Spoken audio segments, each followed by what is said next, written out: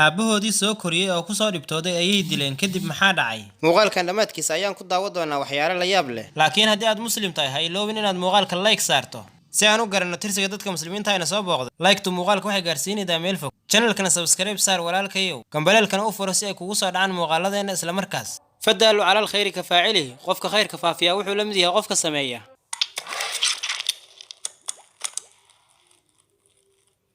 السلام عليكم daawadayaashida qiimaha badan oo ku soo dhawaada mar labaad iyo mar saddexaad qalbi furan iyo meel aydan ka jecel yahay aan gudagalno qisadan ay qulubtu la ooyeyso waa qiso ka dhacday caasi waalidiinimada aabuhu wuxuu u dadaalayaa oo u daalayaa oo u dhibtoonayaa oo u haminayaa inuu arko ilmihiisa oo ah kuwa wanaagsan oo bulshada wax tara naftoodana wax tara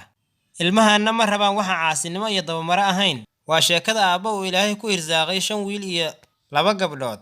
shaqada uu ka shaqeynay ayaa ahayd mid dhib badan hameen iyo maalin si xiriir ayuu u shaqeynayay quudkooda ayuuna u soo dhibtooday ilaa uu ilaahay siiyay nolol wanaagsan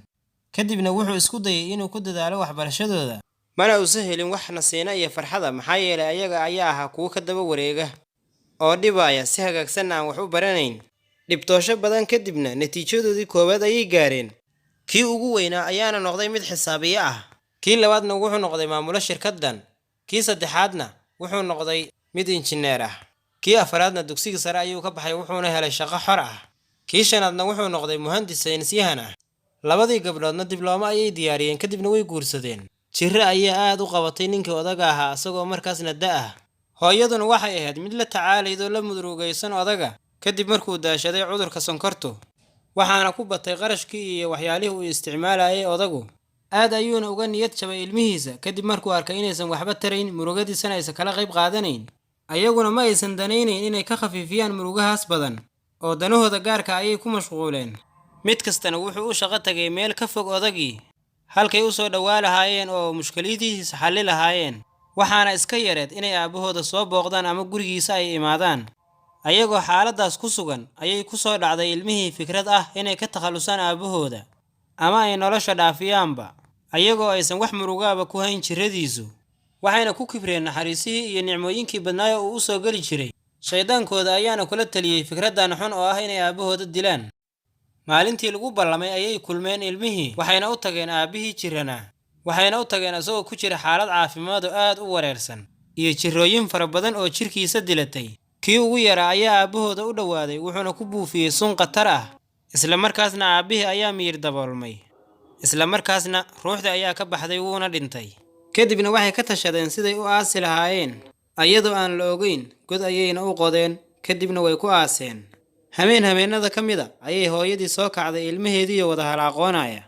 waxayna ilaaliday waxyaalaha ay samaynayaan waxayna maqashay kii weynaa oo sheegaya inuusan farxad iyo raaxo helin laga soo bilaabo markii aabahooda dileen kii labaadna wuxuu sheegayay inuu habeen kasta aabihiis ugu yimaado hurdada dhexdeeda si kedisa ayay hooyadii u furtay albaabka waxayna u soo gashay iyadoo qaylinayda oo dhahayda maxaad u disheen aabihiinna asagoo jirrooyin badanna la dhibtoonaya oo aad ku soo nacdeen ilmaha ayaa ooyayeen ayagoo dembigoodana qiranaya hooyadii ayaana si deggan ugu yeertay booliska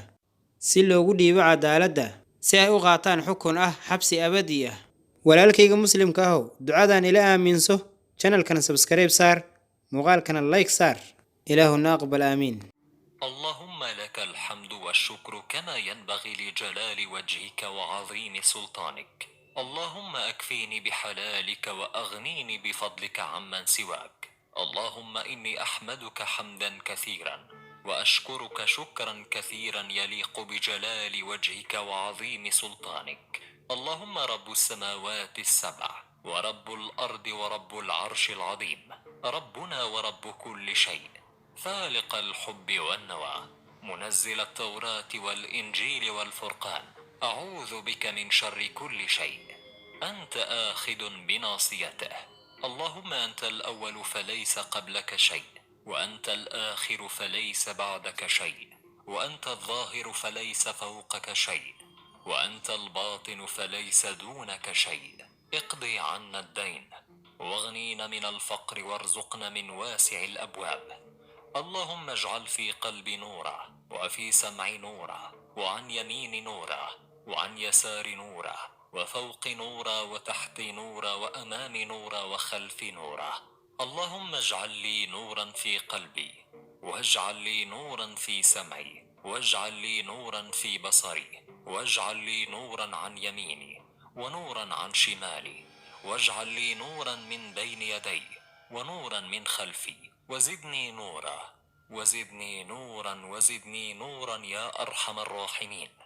اللهم لك الحمد كله، اللهم لا قابض لمن بسطت ولا مقرب لما بعدت ولا مباعد لما قربت ولا معطي لمن منعت ولا مانع لمن أعطيت. اللهم ابسط علينا من بركاتك ورحمتك وفضلك ورزقك. اللهم إني أسألك النعيم المقيم الذي لا يحول ولا يزول. اللهم حبب إلينا الإيمان وزينه في قلوبنا، وكره إلينا الكفر والفسوق والعصيان،